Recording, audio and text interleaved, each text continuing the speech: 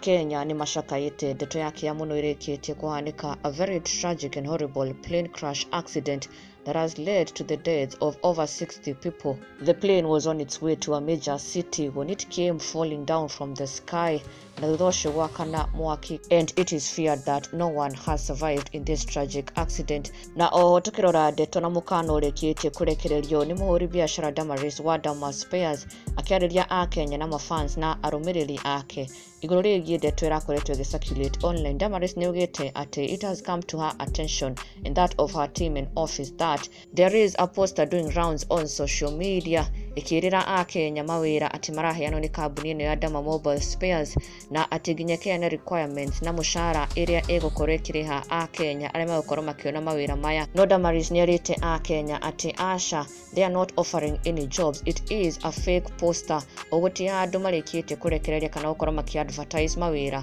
Ndũmĩrĩri ĩno ndiumĩte kũrĩ ona koguo kũrĩ mũndũ nginya ũngĩkorwo already applyĩte wĩra ũyũ ndagetikĩre gũkorwo akĩgwa mũtego-inĩ. It is not them who are sharing these job posters, it is just scammers. The public to be aware. Na rĩu kũrĩ ndeto ĩcakaĩtwo mũno not just in Kenya but across the entire world.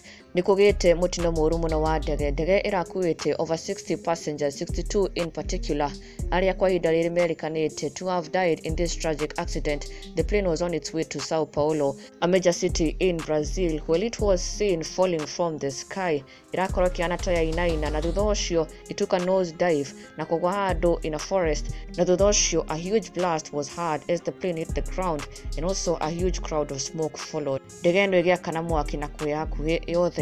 And the president uloreketie kwaria niugite ati they are afraid that no one has survived. A very heartbreaking occurrence na Kenya nimeyumirite na njira nene muno magituma rambirambi ciao kuri bũrũri wa Brazil and all the affected families.